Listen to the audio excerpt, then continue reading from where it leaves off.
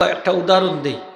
ইমাম সাহেব নামাজ পড়াই না, তার পিছনে আমরা মুসল্লি তাকিনি না থাকি না থাকি, কিন্তু ইমাম সাহেবের সোজা পিছনে আরো জন তাকুনি না থাকুন না, হয়তো সোজা পিছনে বা একটু আশেপাশে আরো 2, 3, 4 জন 5 জন থাকুন ইমাম সাহেবের পিছনে। এখানে যদি ইমাম সাহেব মারা যায় অথবা ইমাম সাহেবের নামাজের সমস্যা আইয়, যেমন অজু গেল কি অথবা কেরাত টেরাত আটটা হরি গেলা আছে না নিলা, ওবা যাইতা না ওবা যাইতা ফত ফাইন না, সব পিছনের দেন তখন লুকমা দেন তারে কি তখন লুকমা কই নানি আপনার খানিরত তো একটা লুকমা আছে নানি, খাই নানি লুকমা, ওটাও লুকমা সমান এটার নামও কি দেখো গা লুকমা, যে একটা জিনিসের পরে আর একটা জিনিস কর্তা লুকমা।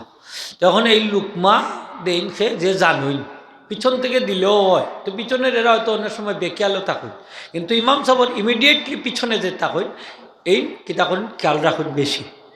তো যাই হোক ইমাম সাহেবের অজু গেল কি ইমাম সাহেব তখন ইশারা দিবা একজন রে আপনি আগে আইকা, ই ইশারাটা কিলা খালি এমনি খোসাইয়া নাই, কাপড়ের মাঝে টান একটা দিবা দিয়া অথবা আতর মাঝে এমনি জোর দিয়া ইশারা দিলে আগে আগে যাও গিয়ে আপনি, তো বেটা কোনান থেকে স্টার্ট করতাম ইকানত তো জানা থাকতইব যে ইমাম সাহেবের অজু কোন জায়গাত গেছে।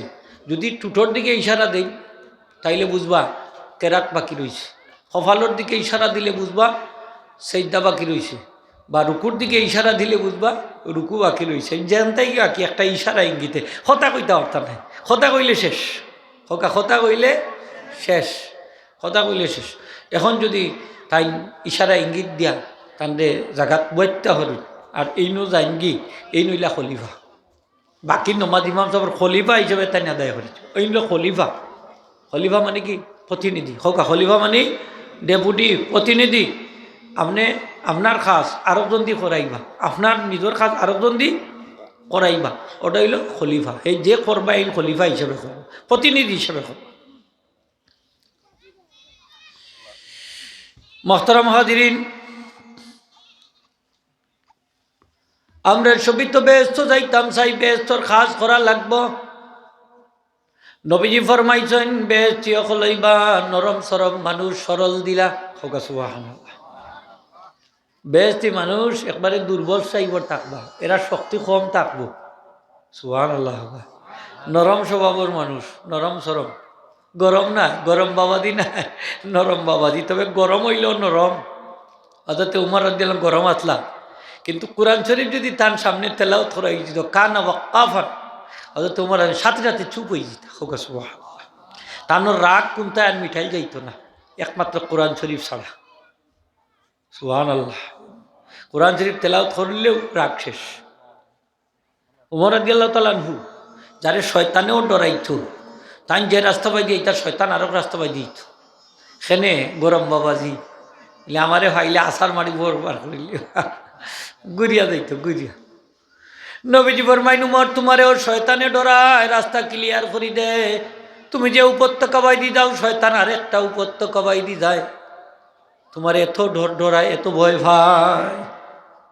এর লাগি যে খাম করুন দিনর খাম করুন বেশি, তাকওয়া ফরিদগারি যার মধ্যে বেশি তান্ডে শয়তানে ডরায়ও বেশি, কম ডরায় না বেশি ডরায়, বেশি বেশি। ইমাম সাহেবরে বেশি ডরায় না, ডরায় কারে জানি মুয়াজ্জিন সাহেবরে বেশি শয়তান, ও তো ডরায়। ওই বাবা তুমি আজান দিলে আমার শরীরে জ্বলা শুরু হয়ে যায়, বাবা রে আমি রইতাম পারি না। আর ইমাম সাহেব আল্লাহ একবার কইলে কয় বাউকা একটু রেডি থাক, কান ভিতরে আমাইয়া কালি কয় ওতা করো ওতা করো ওতা করো, 3 রেখাতে 4 রেখাত 5 রেখাত 6 রেখাত বানাইয়া ছাড়ায়, ঠিক না নি হোক থাকো থাকো, অত ধরা হয়। মোহতারাম হাজিরিন, আমরা সবই ব্যস্ত যাইতাম চাই, আমার আল্লাহ এক ঘোষণা দিছেন পবিত্র কোরআনুল কারিমে, কাদ আফলাহাল মুমিনুন, নিশ্চয়ই মুমিনগণ সফল কাম। সফল কাম মানে ওই ব্যক্তি যে ব্যক্তির মাঝে 2টা গুণ পাওয়া যায়, একটা হইল তান যা চাইবা লগে লগে তা ফাইলিবা, 2 নম্বর হইল তান কোনো প্রকার দুঃখ কষ্ট থাকতো না। এই 2টা গুণ দুনিয়া আসিল অসম্ভব না, কারণ আপনি যেটা চাইবা লগে লগে ফাইবানি, যত বড় দনিতা কন্যাখানে ফাইতা না।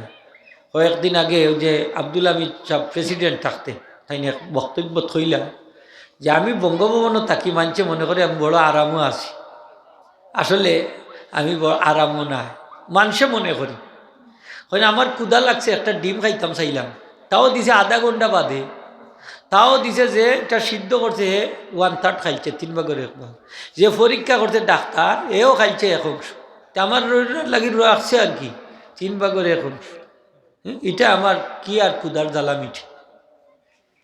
আচ্ছা, আমরা বাংলাদেশের প্রধানমন্ত্রী নাইনি, খুব শক্তিধর মানুষ, তানোর কিতা কোনো দুঃখ কষ্ট নাইনি নাকি? তখন আসেনি মেলা দুঃখ কষ্ট, মেলা দুঃখ কষ্ট আছে। তানোর আব্বা নাই, আম্মা নাই, বাচ্চা এই যে আরও পরিবার পরিজন অনেক শহীদ রয়েছে, কষ্ট আর কষ্ট।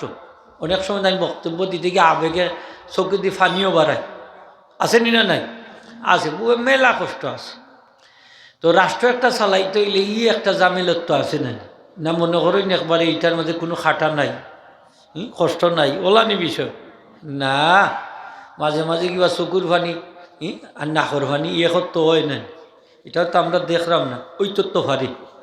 খালি যে বড় মানুষ হয়ে গেলেও যে দুঃখ কষ্ট নাই, ধনী হয়ে গেলে দুঃখ কষ্ট নাইলা বাবা ঠিক নাই, ঠিক না নি খোকা?